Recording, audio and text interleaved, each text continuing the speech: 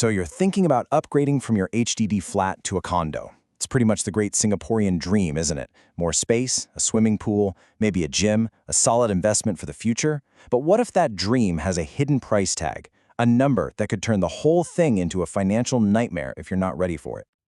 And see, here's the thing. When you first do the math, it all looks, well, pretty doable. You sell your place, you take your CPF, you get a bank loan, and boom, you've got the keys. But this quote really hits the nail on the head. The reality on paper is a world away from the financial truth on the ground.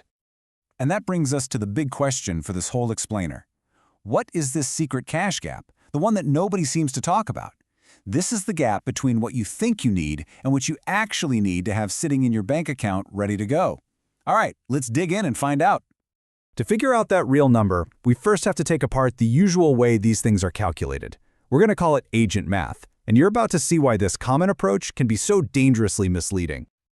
Okay, this right here is the heart of the misunderstanding.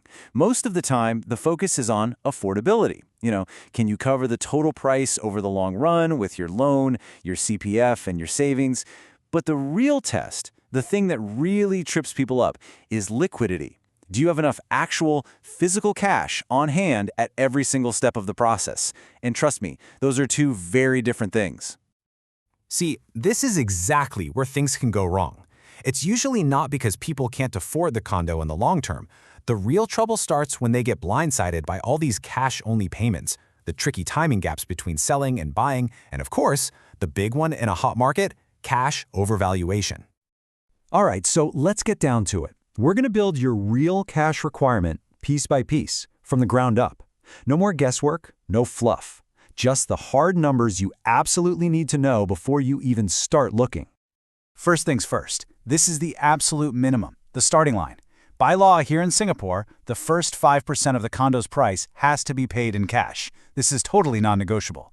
You can't use your CPF for this part. Nope, this has to be cold, hard cash from your bank account.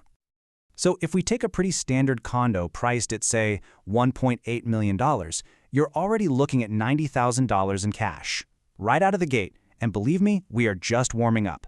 Let's add the next layer to our calculation. Next up, we've got the buyer's stamp duty, or BSD. Now, this one's a little tricky. Technically, you can pay for this using your CPF savings, but here's the catch. It's all about timing. The money from your HDB sale often isn't in your account by the time the stamp duty is due. This forces a lot of people to pay this huge bill in cash first and then get a refund later. For that same $1.8 million condo, the stamp duty is going to be around $64,600. So let's add that to our running total. You can see how fast this is climbing, right? It's a snowball effect. And now for what I like to call the silent budget killer. Cash overvaluation, COV. This is any amount you agree to pay that's above what the bank says the property is actually worth. And guess what? The bank won't give you a loan for it, and you can't use your CPF for it either. This has to come 100% out of your own pocket, in cash. In any kind of competitive market, paying COV is pretty much the norm. We're talking a conservative range of, say, $30,000 to $80,000. This is a huge wild card that can absolutely wreck your budget if you haven't planned for it. Then you've got all the other little things, the smaller but still totally necessary cash costs. We're talking legal fees to handle the paperwork, fees for the bank valuation, and other admin charges. They might not seem like a lot on their own, but man, do they add up. So let's just pencil in a conservative estimate of about $6,000 for all these bits and pieces. It's another chunk of cash you need to have ready to go at a moment's notice. Okay, this next one. This is probably the most overlooked and misunderstood cash trap of them all. It's the money you need to cover the gap between when you start paying the mortgage on your new condo and when the money from your HDB sale finally comes in. For a while, your funds are stuck, but your new bills are definitely not. This is exactly why every smart upgrader needs a liquidity buffer. Think of it like your financial safety net. You'll want to have 6, maybe even 12 months of your new mortgage payments just sitting in cash. That could easily be another $30,000 to $50,000 that you just need to have on hand. So, after adding everything up, what's the real number? The big reveal? For a typical $1.8 million condo upgrade, the realistic amount of cash you need to have ready is somewhere between $186,000 and $286,000. Just let that sink in for a second. That is a serious six-figure number. So let's do a quick recap of how we got here. We've got that non-negotiable $90,000 down payment. You've got the stamp duty, the potential for a big COV payment, all the legal fees, and that absolutely critical cash buffer for the timing gap. Every single one of these steps is a cash-heavy hurdle that brings us to that final, and let's be honest, pretty shocking total. Okay, now that we know just how big this cash mountain can be, let's talk about what to do about it. Because knowing these numbers isn't meant to scare you away from your dream. It's about empowering you. In this property market, being prepared with cash is a genuine superpower. Because if you get this math wrong, the risks are very, very real. You could be forced to give up on your dream home and settle for something less.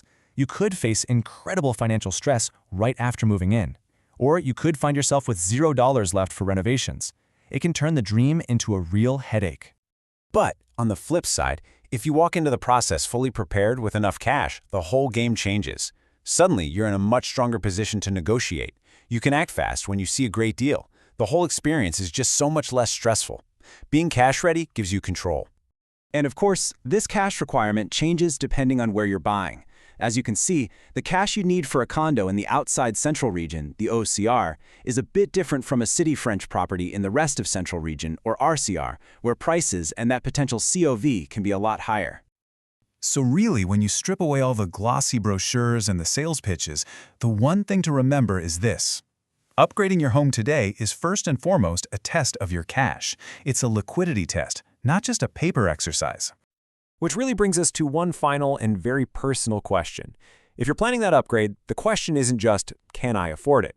The real question is this: do you have $200,000 to $300,000 in cash that you can actually deploy without putting yourself in a tight spot? Answering that question honestly is the real first step to making that dream a reality.